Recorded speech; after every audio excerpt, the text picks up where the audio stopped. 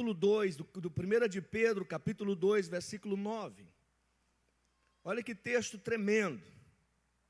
Mas vós sois a geração eleita, o sacerdócio real, a nação santa, o povo adquirido, para que anuncieis as virtudes daquele que vos chamou das trevas para a sua maravilhosa luz. Sabe, irmãos, que Pedro ele está escrevendo aos estrangeiros, aos gentios estrangeiros que estavam na Ásia. Se você virar a folha da Bíblia aí e ler o primeiro capítulo, você já vai ficar inteirado do texto. Amém? Você tem que se apaixonar pela palavra, porque a palavra se explica. Olha para quem que Pedro escreve essa carta. Pedro, apóstolo de Cristo, aos estrangeiros dispersos, aos estrangeiros que estavam na Galácia, na Capadócia, na Ásia e na Pitinia. Está escrevendo para essas pessoas, estrangeiros. Mas o que me chama a atenção nesse texto, que é a mesma palavra do Êxodo, capítulo 19, versículos 5 e 6, quando Deus fala para Moisés: Moisés, diga aos filhos de Israel, para serem diligentemente obedecer a minha palavra, porque eu separei esse povo como nação peculiar, como nação exclusiva minha, para ser uma nação sacerdotal e uma nação real. Aí nós precisamos entender o porquê que Deus criou o homem nele. No capítulo 1, versículo 26 de Gênesis, e no capítulo 2, 7, Deus forma o homem para cumprir um propósito estabelecido, para governar sobre todas as coisas que foram criadas por Deus e para se relacionar com Deus. Essa é a ideia do sacerdote. Não é aquela coisa de ter que pegar o microfone, não. É se relacionar com o Senhor Deus na intimidade. Amém ou não amém? Então aqui, quando Pedro escreve aos estrangeiros, aos gentios convertidos, agora sendo estrangeiro na Ásia, ele fala assim: ei, vocês precisam entender que vocês são uma geração eleita, sacerdócio real. Está apontando para quê? Um Deus que criou o homem com propósito. Amém ou não amém? Aqui, todos aqui estudaram bastante, né? Porque o capixaba, de todas as cidades que eu vou, e já fui, aqui é um povo que gosta de estudar. Então eu acredito que quase todos aqui já ouviram a história de Luís XIV. Não? Hã? O rei da França. O que tem a ver essa palavra? Por isso que é bom você conhecer da história. A gente aprende muito com a história, irmãos. Você não tem noção como eu aprendo estudando com essas histórias. O Luís XIV foi deposto. E aqueles que depois Luís XIV o lançaram no cárcere, na prisão. Aí pegaram o jovem príncipe herdeiro do trono. Presta atenção nessa história. E porque tem tudo a ver com o que nós vamos falar nesses dias. Ele foi levado a uma cidade vizinha. E aqueles homens, por 6 meses, eles introduziram aquele príncipe em todo tipo de orgia, casas noturnas. Levava aquele jovem onde tinha as mulheres daquela cidade e dizia: você pode aproveitar, é direito seu, saciar os apetites da tua carne com a imoralidade, com a perversidade, com a relação sexual, com a imoralidade sexual. E eles passaram 6 meses com aquele jovem príncipe, e aquele menino não cedeu a nenhuma daquelas coisas que estavam diante dos seus olhos. Ele disse não para aquelas coisas. E aí, quando eles voltaram para a França, para o palácio, então perguntaram ao jovem príncipe herdeiro da França, seria o rei da França, no caso que o pai morresse ali naquela prisão, no calabouço, e eles indagaram aquele jovem, perguntaram: nós te levamos para os lugares mais top, nós te levamos para os prostíbulos, onde tem as mulheres mais bonitas, e que você poderia ter se envolvido com elas, que você poderia ter deitado com elas, você poderia ter se relacionado com elas, você como príncipe, herdeiro do trono, você poderia ficar com aquelas mulheres, saciar os desejos da sua carne, os apetites carnais, a concupiscência dos olhos, a concupiscência da carne. E ele disse não. E a resposta dele para aqueles homens foi essa: como eu poderia fazer tudo aquilo se eu nasci para ser rei?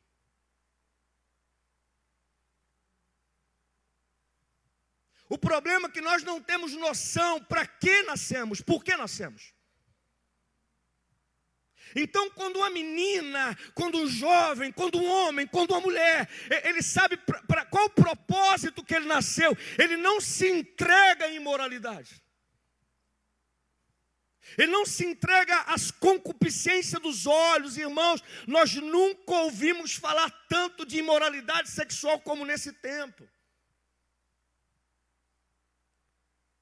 As pessoas estão brincando com isso.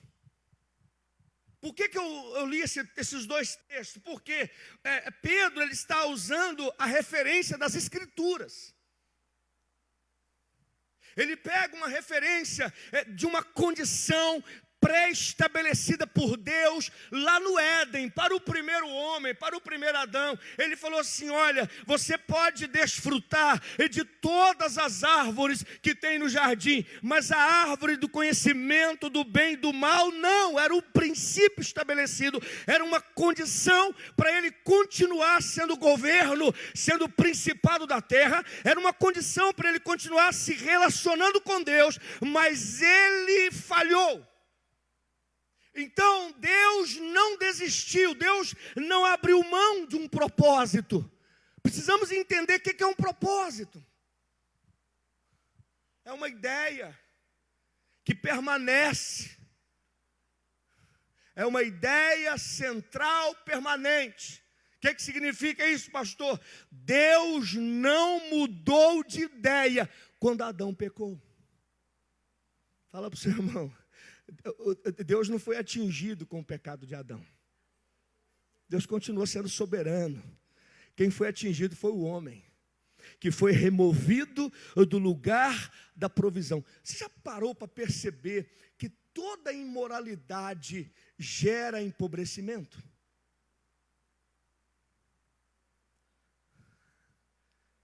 Toda imoralidade.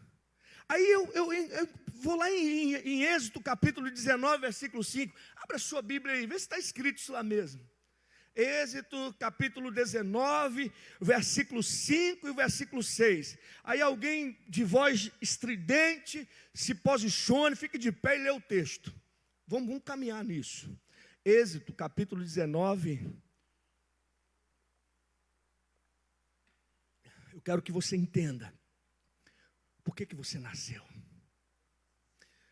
Capítulo 19, versículos 5 e 6.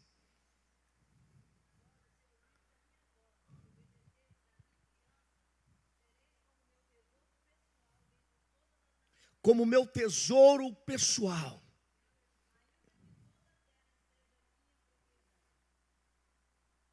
O 6.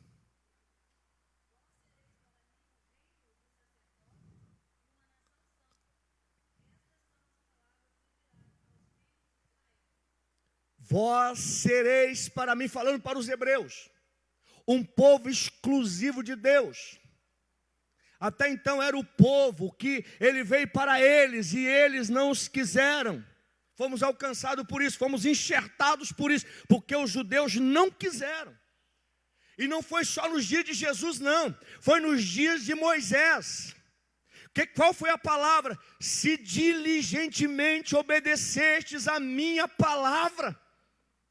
Sereis uma nação santa, um povo escolhido, um povo exclusivo, um povo peculiar, um povo santo, uma nação sacerdotal, uma nação real e de sacerdotes, reis, ou sacerdotes no sentido de relacionar com o Pai e reis no sentido de governar sobre todas as coisas. Deus estava dizendo para aquele povo: eu não mudei de ideia, o pecado de Adão não me atingiu, eu continuo dizendo a mesma coisa, eu continuo com o mesmo propósito, uma nação santa, um povo santo, um povo que entenda o propósito pelo qual estão vivos. A resposta do príncipe herdeiro da França teria que ser a nossa resposta nesse século. Eu nasci, como me relacionar na promiscuidade se eu sei o propósito pelo qual eu nasci? Ser rei, Edvaldo. Governar. Não é governar sobre pessoas, não é subjugar pessoas, não. É governar sobre aquilo que tende a nos governar.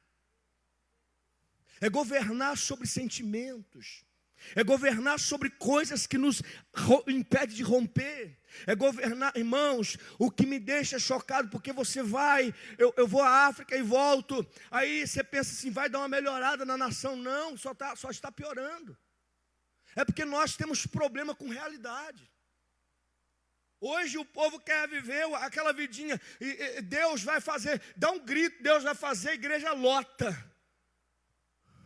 Agora fala para eles: Deus já fez, irmão. A igreja fica vazia, porque Deus já fez, mas Ele estabeleceu princípios para você tomar posse do que Ele já fez. Aí o cara quer viver na imoralidade, na promiscuidade, mas ao mesmo tempo ele quer comer das coisas do reino. Não é possível. Não é possível. Então esse texto aqui, quando você mergulha nele, Pedro está falando a mesma coisa que foi dito em Êxodo capítulo 19, versículo 5 e 6. Mesma coisa. Deus falou para aquele povo: vocês vão chegar em lugares e vão conhecer povos que passam os seus filhos pelo fogo. Não faça isso. Se você estudar a Bíblia cuidadosamente e grifando, você vai ver isso que eu estou falando na Bíblia. Deus falou: vocês vão chegar em lugares onde as pessoas adoram uma estátua, uma coisa feita por mãos de homens. Não façam isso. Vocês vão chegar em Canaã, e Canaã, preste atenção, hoje é um lugar extremamente promíscuo, de promiscuidade, aonde pai se relaciona com a filha, filha se relaciona com o pai, irmão se relaciona com o irmão, tio se relaciona com sobrinha, sobrinha se relaciona com tio. É uma bagunça. Não faça assim, porque vocês foram separados, vocês são um povo diferente, uma nação santa e povo meu, diz o Senhor. Como que o povo de Deus vive assim? São bons chefes de famílias, mas são crentes, são líderes na igreja, mas sustentam um amante, vida de promiscuidade. Isso é normal hoje no meio cristão brasileiro. A moça se relacionar com o namorado, isso é coisa normal. Nós estamos no século 21. Pensa uma coisa normal. Você não tem noção das leis da Alemanha. Isso aqui já acontece no Brasil, irmão. Na Alemanha, lá é muito frio. Frio, não tem calor humano. Eu fiquei hospedado numa casa de um alemão. E lá funciona assim, a lei na Alemanha funciona assim. O filho, ele chega em casa e ele entra para o quarto, ali os pais perdem o direito, qualquer direito. Ele faz o que ele quer, ali é a embaixada dele. Aonde o que ele quer fazer, ele faz. Ele entra com a namorada e sobe para o quarto e vai transar com a namorada. Ele entra com um amigo e sobe para o quarto e vai cheirar cocaína no quarto. Ele chega com outro e sobe para o quarto para fumar maconha e vai fumar maconha. Porque está no quarto dele, ali quem manda é ele.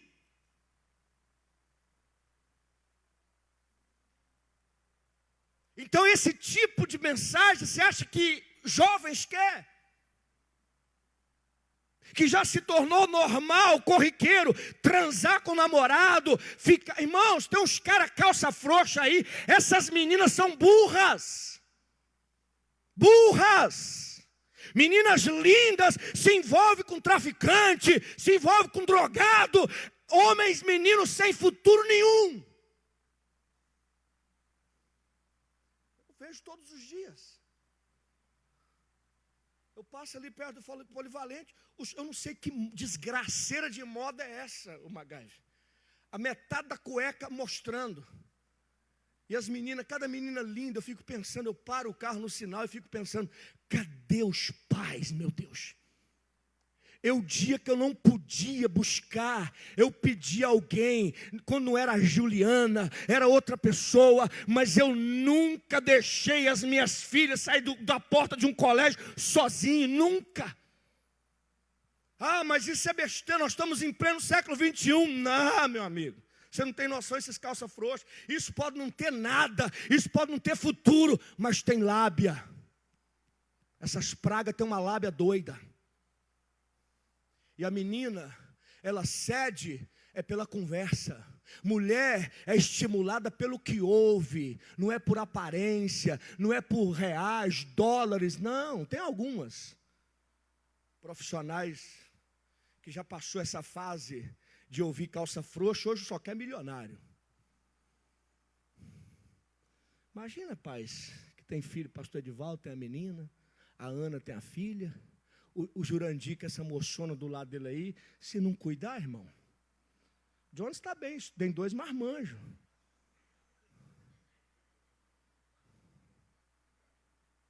Cuida para você ver, não, irmão. Esses calça frouxos, desgraçado que tem nessa cidade, vai pegar.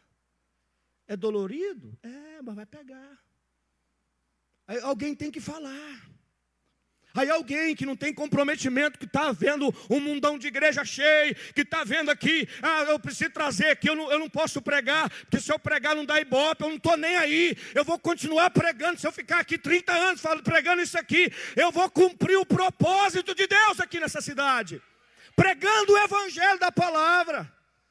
Algo que não massageia o nosso superego, mas tem poder de nos levar a pensar.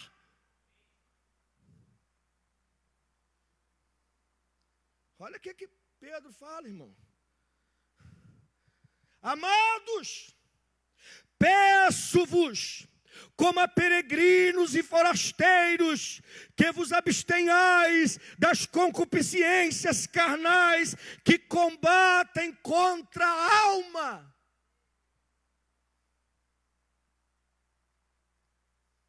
Ele está falando daquilo que Deus falou para eles lá. E o diabo não mudou a sua estratégia.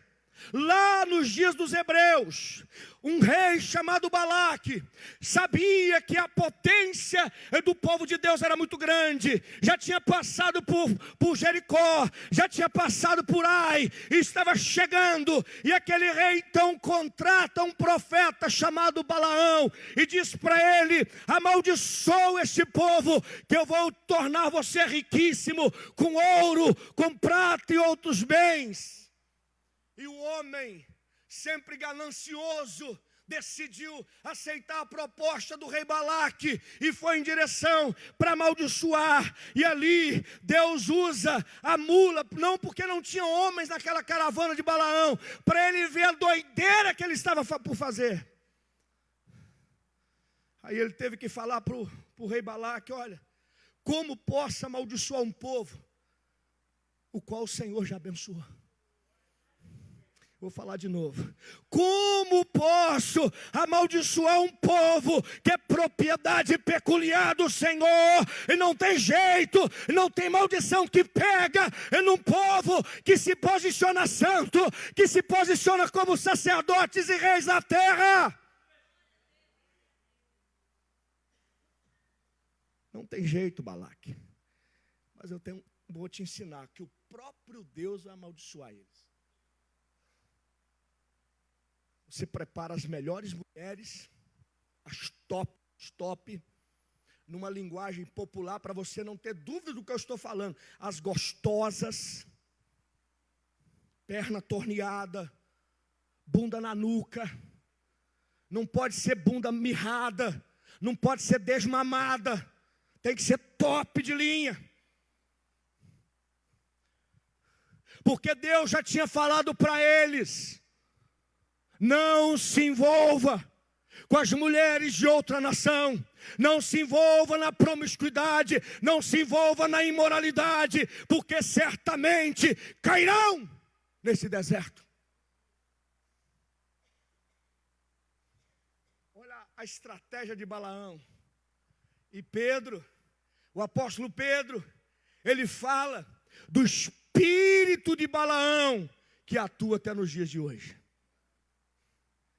Cuidado, irmão, essa imoralidade que você está vivendo vai te custar muita coisa. Já te custou algumas coisas, pode custar mais. Eu tenho alguns amigos não colegas, que amigo é um negócio muito forte, que um dia escorregaram e caíram na imoralidade. Hoje estão de pé, estão pastoreando. Mas não pode pregar isso aqui mais. Eu posso. Coisa boa é poder, pastora Silvana, pregar a palavra. Coisa boa, pastor João, é poder olhar para vocês e pregar isso que eu estou pregando. Muitos não podem fazer isso. Caíram na imoralidade. Eu posso cair na perversidade, na imoralidade com a Lucilene. Só com ela. Com mais ninguém. Deus falou a mesma palavra, usando Pedro, falando para mim: você é nação eleita. Você é alguém exclusivo, Ademar. Sabe o que é isso? Exclusividade. Sabe aonde o diabo não pode tocar? O dia que você se tornar exclusivo de Deus. Eu não consigo, eu não dou conta, até que eu queria ter essa fé, irmãos. Isso é posicionamento, isso é decisão. Aí a Bíblia diz que aquele povo que ouviu as palavras de Moisés, que foi ao pé do monte e viu o poder de Deus, Deus desceu no monte, deu as 613 princípios, dá porque nós ficamos presos aos 10 mandamentos, são 613. Princípios morais, princípios éticos, princípios sociais, tem tudo isso ali. Aí chegaram as mulheres, seduziram os homens. Se você abrir a sua Bíblia, no 1 Coríntios, pode deixar que eu abra a minha, mais rápido. Eu vou em cima do texto. Capítulo 10 de 1 Coríntios. Olha o resultado daquela sacanagem. Preste atenção, o que aconteceu com esse cara? Meu Deus, foram fulminados. Não, versículo 7. Não façais, pois, idólatras, como alguns deles, conforme está escrito. O povo assentou-se a comer e a beber, e levantou-se para folgar. E não forniquemos, como alguns deles fornicaram, e caíram num dia 23 mil homens. Tem gente que não gosta de ler Bíblia. Tem pastor que não gosta de pregar a Bíblia. Fornicação é relação sexual fora do casamento. Homens que fornicaram com aquelas mulheres e num só dia caíram 23 mil homens. Será que nós paramos para ler a Bíblia e entrar no texto e imaginar pelo menos que num só dia teve 23 mil sepultamentos?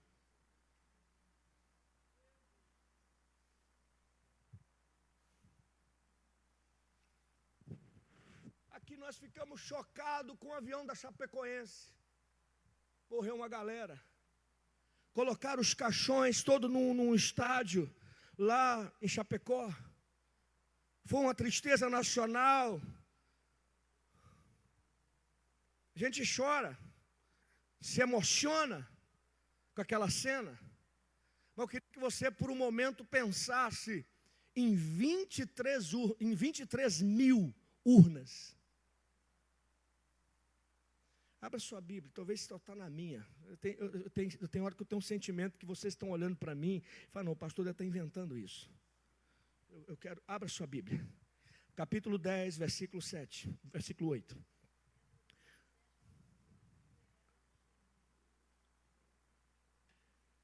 A não entregar aonde? A orgia. A minha fala de fornicação que foi próximo. O que está escrito na sua Bíblia aí, irmão? Pode ir falando.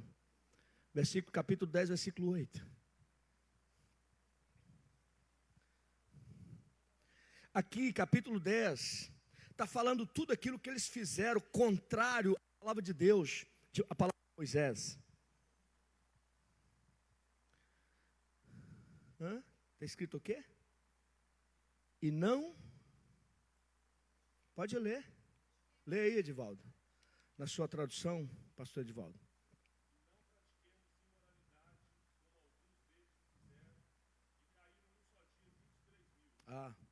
Então, bom que a conta fala de imoralidade, fala de fornicação, tudo é relação sexual. Mas o número que caiu num só dia, todas as Bíblias vão dizer a mesma coisa: 23 mil homens. Isso significa 23 mil mulheres hebreias sem casamento.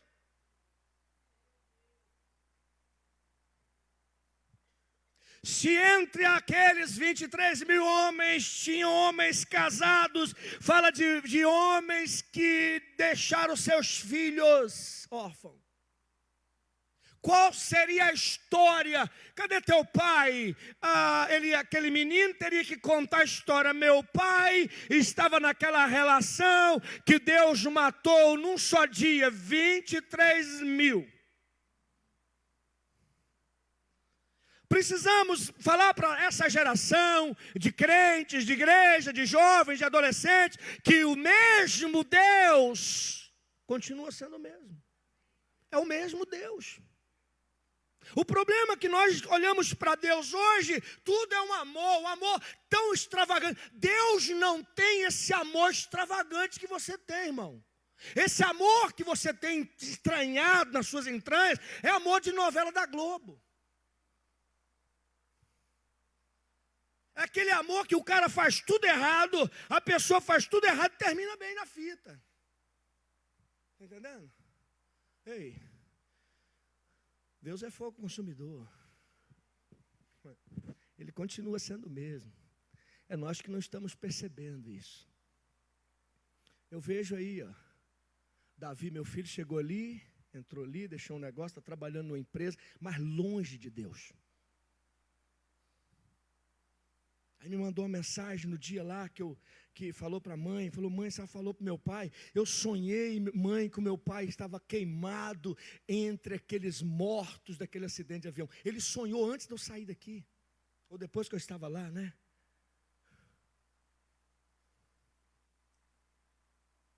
Eu ouvi, mandou a mensagem, qual foi a minha resposta para ele? Foi simples. Deixa eu te falar, rapaz. Para mim seria uma honra chegar na presença do Pai. O corpo lá caído nos destroços do avião, mas bem na fita com Ele. Estou preparado, cara, para isso. E você está preparado? Se você bater um carro viajando nessas estradas do Espírito Santo, você está preparado? Eu estou. Pergunta para esse irmão, você está, irmão?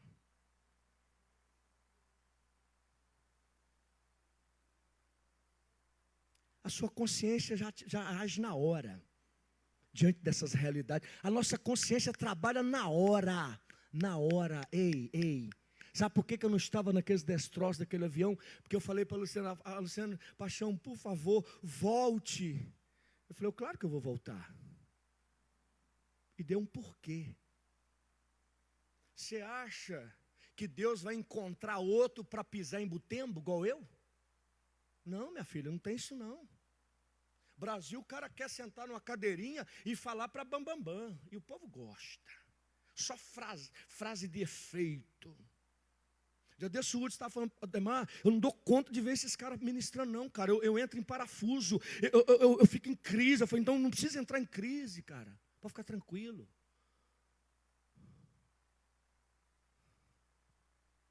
Você acha que Deus ia permitir ser fuzilado, ser vitimado pelo ebola, ser vitimado de uma tragédia aérea, se é o único que ele tem disposto a ir lá falar sobre o reino? Você acha? Acha, Silvana? O único brasileiro que pisou pela primeira vez no leste do Congo se chama Ademar de Souza Neto. Pensa. Aquilo é hostil, irmãos. É um lugar hostil. É um lugar que não é para passeio. Não é coisa de doido mesmo. O cara vai ser louco com tantos lugares. Um pastor falou, rapaz, eu faço missões ali em Orlando. Falei, amém, quero ter um chamado. Meu chamado é para aquilo lá, irmãos. Aquilo é entranhado nas minhas entranhas. É um amor inexplicável. Eu já falo assim, eu sou congolês, eu sou do Congo, porque não tem base. Amar um lugar daquele, difícil para entrar, corrupto.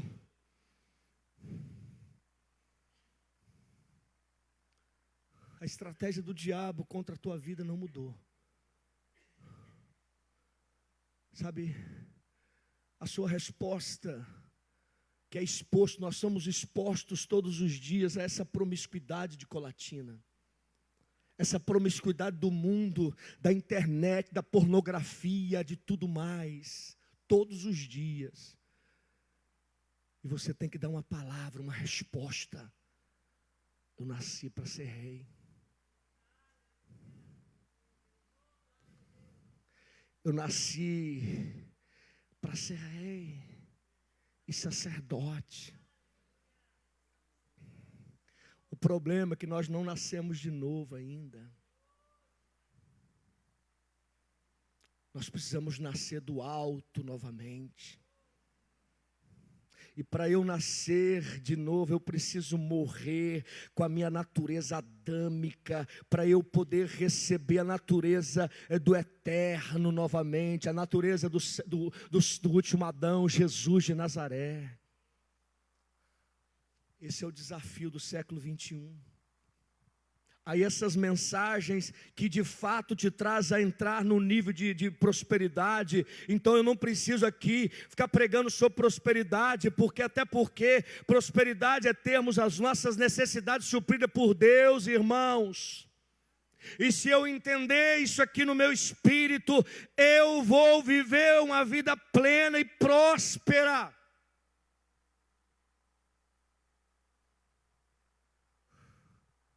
O problema é que tem muitos que querem muita coisa, quer demais. Isso não é prosperidade, isso é avareza. Isso tem nome na Bíblia, é avareza.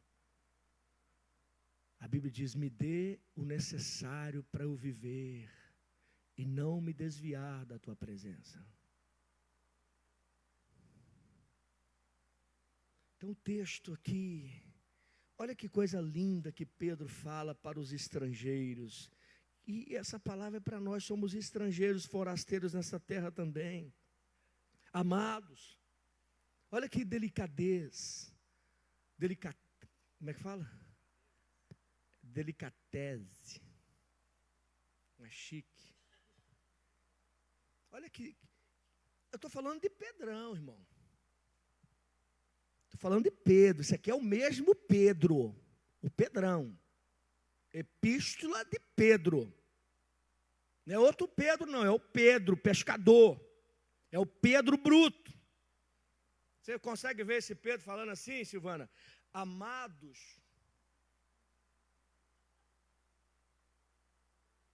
Amados, peço-vos, como a peregrinos e forasteiros, que vos abstenhais das concupiscências da carne.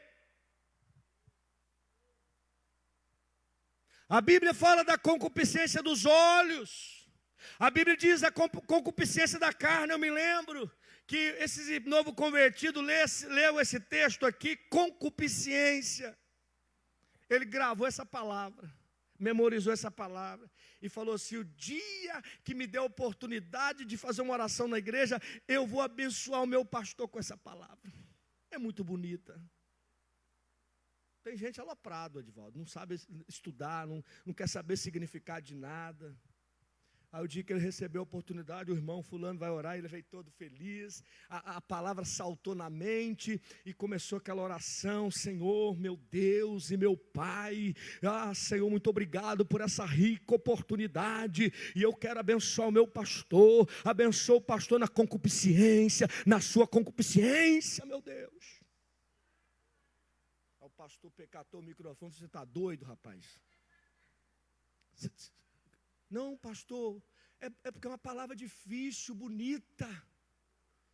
Tem gente pregando com palavras difíceis por aí, não sabe nem o que significa. O cara fica lá ouvindo, sabendo o que significa isso. Eu procuro fazer como Jesus. Se você estudar como Jesus pregava, ele pregava de acordo com a região, da linguagem do povo. Estuda para você ver. Uma linguagem que todos eram capazes de entender, para não deixar dúvida do que ele estava ensinando.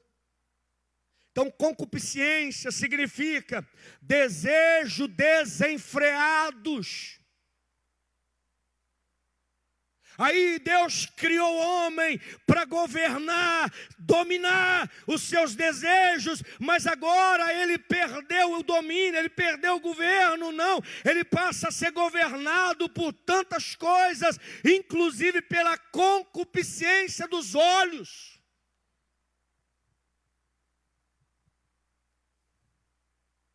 A pergunta que eu te faço, você que está aqui na igreja, lá dentro daquela salinha, onde você estiver enfiado, ou em casa, dentro do quarto, dentro do banheiro, viajando, qualquer lugar, o que os seus olhos têm visto, pode ser passado num telão aqui na igreja para todo mundo ver?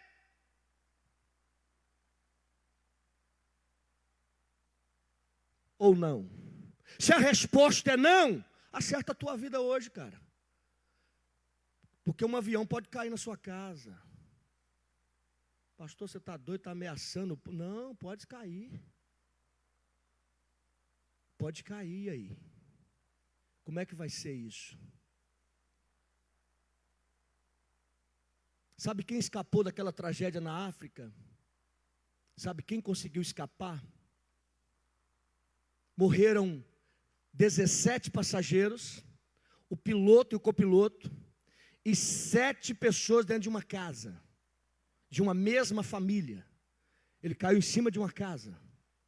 O único que escapou é o que tinha saído para ir para a igreja. Ali eu tirei logo uma mensagem.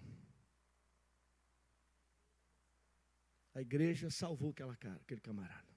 O culto de manhã, de domingo de manhã, lá em Goma, salvou uma vida. Fala para o seu irmão: cuidado quando você fica em casa, hein? Pode cair um meteoro na sua casa.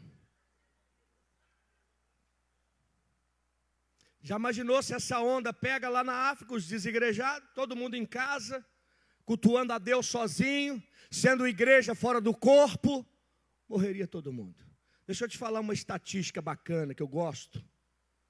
existe um lixo espacial muito grande. E essas notícias não são muito reveladas, segundo a NASA, para não trazer perturbações sobre o povo. Mas esse lixo vai começar a despencar céu abaixo. Esteja pronto. O príncipe herdeiro da França, aquele jovem que foi exposto a todo tipo de promiscuidade, e depois de 6 meses, aqueles homens que depois o Luís XIV, que era o rei da França, e lançaram na prisão, indagaram aquele jovem: por que você não cedeu aos desejos da carne? Porque todo homem tem esse desejo. Ele respondendo, e foi categórico: eu não cedi à imoralidade, porque eu nasci para ser rei. Sabe por que aqueles homens fizeram isso? Porque existia uma lei que o jovem herdeiro do trono da França não podia ser envolvido com nenhum tipo de imoralidade. Por que nós aqui nessa terra nós envolvemos com todo tipo de imoralidade? Por quê? Olha o que Pedro diz: amados, cuidado com a concupiscência da carne, que te leva a desviar dos princípios, porque tudo que o inimigo quer isso. Não foi diferente nos dias de Balaão, quando 23 mil homens que cederam à imoralidade foram abatidos num só dia. Brasil tem 210 milhões de habitantes. Desses 210 milhões, tem 60 e poucos milhões evangélicos que professam a fé evangélica, e um evangelho que não faz a diferença nenhuma. Porque se fizesse a diferença, o Rio de Janeiro seria outra coisa, o nosso estado seria outra coisa. Se fizesse a diferença, uma turma de macumbeiros não estaria na praça municipal como estiveram ontem, fazendo as suas obras de feitiçaria contra a vida da cidade. Não faz a diferença. A imoralidade só cresce, o crime só cresce. As penitenciárias não estão esvaziando, só cresce. Se fosse prender mesmo todo mundo, teria que construir 10 presídios em cada cidade. E somos evangélicos. O cara que oramos há muito tempo para assumir o monte da política, debaixo de uma orientação, e dizia: Senhor, levante homens para o Congresso Federal, para estar como presidente daquela casa. O presidente cristão que assumiu está preso por corrupção.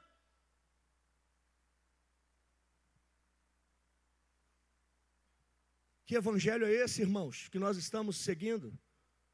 Que cristianismo é esse? De oba-oba, blá blá blá, aonde se coloca alguém no altar com celular, com um mecanismo ali, um aplicativo que a Polícia Federal tem, a Polícia Civil tem, e quando ele chega, abre o seu celular, não é nem a Bíblia, é o celular, vai rastrear todos os telefones ligados dentro da igreja e vai começar a profetizar nome, sobrenome, nome de CPF. Qual o propósito disso?